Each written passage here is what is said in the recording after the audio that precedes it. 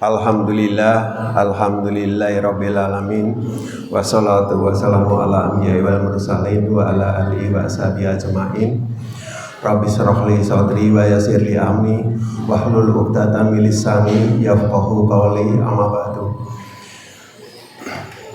Jamaah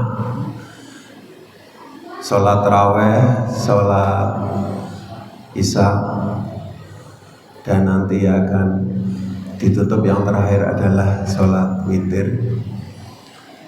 Tanpa terasa pada malam hari ini kita sudah sampai pada malam ke-8. Terasa betul sih? Terasa ya. Nyun sewu, tinggal sepindah. Monggo kita aturkan puji syukur kehadirat Allah Subhanahu wa taala atas karunia-Nya kita bisa bersilaturahmi pada malam hari ini dengan keadaan sehat. Shalawat salam marilah kita haturkan kepada junjungan Nabi besar Muhammad SAW yang nanti kita nantikan syafaatnya. Bapak Ibu sekalian, jadi perintah puasa itu kemarin sudah diulas oleh Bapak Haji Irawan.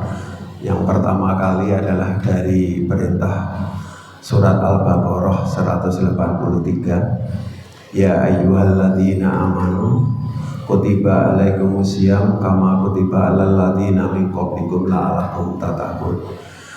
Hei orang-orang yang beriman, aku perintahkan kepada kamu sekalian untuk berpuasa seperti orang-orang sebelum kamu agar kamu bertakwa. Kemudian dilanjutkan bahwa salah satu ciri orang yang bertakwa itu adalah, kalau kita kemarin juga sudah disinggung bahwa di surat Ali Imran 133, bersegeralah kepada ampunan Tuhanmu yang menyiapkan surga seluas langit dan bumi buat orang-orang yang bertakwa. Salah satu orang-orang yang bertakwa itu cirinya adalah yang menafkahkan hartanya baik lapang maupun sempit. Jadi mungkin salah satu yang ingin saya garis bawahi bahwa perintah untuk sholat itu ada dasarnya. Kemudian kalau kita itu ingin disebut sebagai manusia yang bertakwa, ya salah satunya ciri orang bertakwa itu adalah menafkahkan hartanya baik pada saat lapang maupun pada saat sempit. Menafkahkan hartanya itu bukan dilihat dari besar kecilnya, ya. Jadi barangkali kalau kita masih teringat pada saat Khalifah atau sahabat Nabi itu Abu Bakar menjelang ada perang gitu ya, diminta untuk menyiapkan obor rame-nya. Jadi Abu Bakar itu memberikan jadi hampir seluruh hartanya, ya mungkin kalau di nilai itu mungkin anggap saja mungkin 1000 dinar. Tapi Sayyidina Umar menafkahkan hartanya untuk investasi perang tadi berapa? 2000 dinar. Itu adalah separuhnya, separuh ya. Tapi Sayyidina Utsman menafkahkan hartanya sampai 3000 dinar, itu kira-kira hanya 3/4-nya. Jadi kalau kita bikin prosentase ya, Sayyidina Utsman itu 30%, walaupun besarannya itu 3000 dinar. Kemudian Sayyidina Umar itu 2000 dinar itu 50%, dan Abu Bakar hanya 100% itu hanya 1000 dinar. Jadi kalau kita itu berhitung dengan nilai, mungkin yang dikeluarkan oleh Sayyidina Abu Bakar itu 1000 itu kecil, besar kecil itu relatif.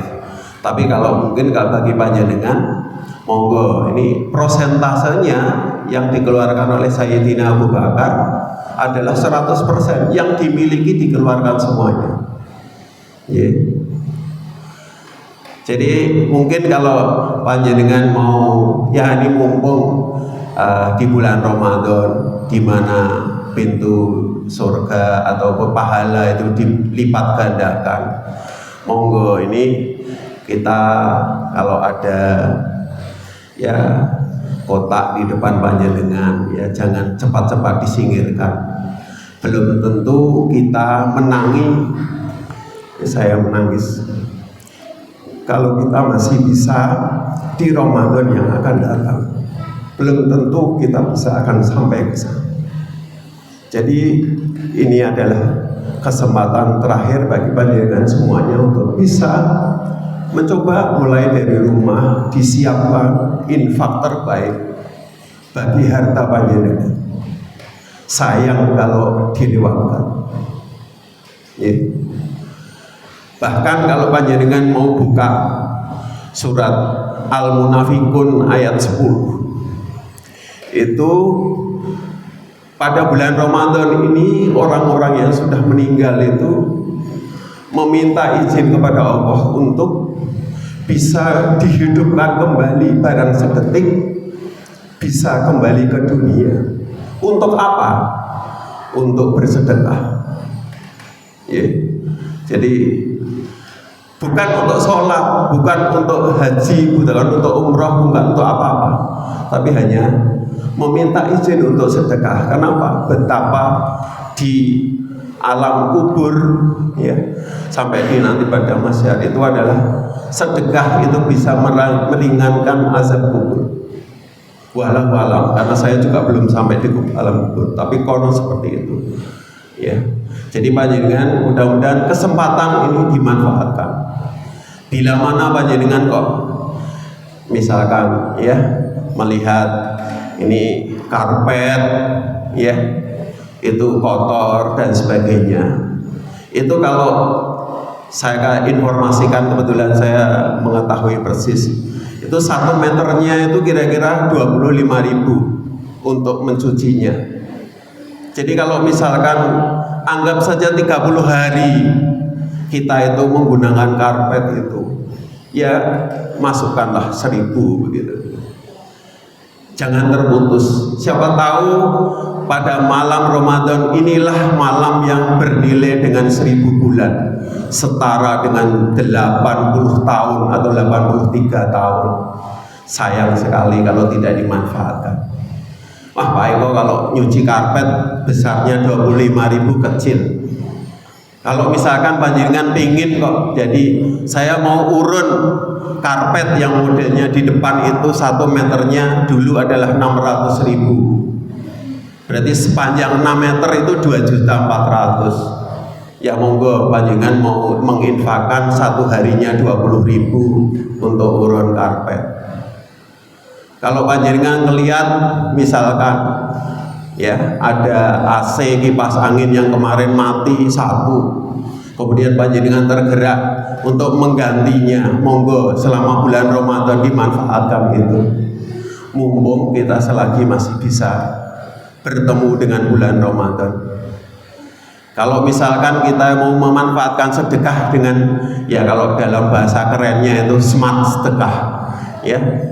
Jadi kalau panjenengan punyanya uang 30.000, ya misalkan aja beli aja aqua gelas, taruh di masjid, ya 30.000 itu kalau panjenengan belikan uang untuk makanan yang dibagi-bagi di hari menjelang maghrib, 1 bungkusnya 10.000, itu baru 3 orang yang dapat, belum tentu dia berpuasa.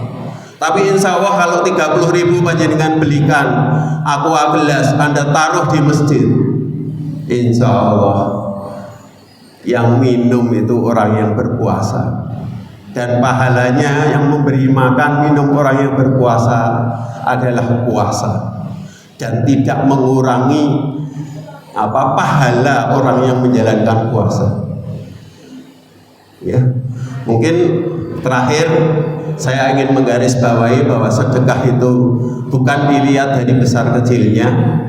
Mudah-mudahan ada suatu cerita yang bisa menggugah hati panjenengan semua. Jadi ada seorang ibu yang bertugas memandikan jenazah. Jadi orang yang solehah memandikan jenazah.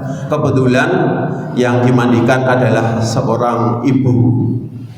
Ya, kemudian pada saat ibu yang memandikan jenazah ini melihat jenazahnya pada saat dimandikan itu tersenyum.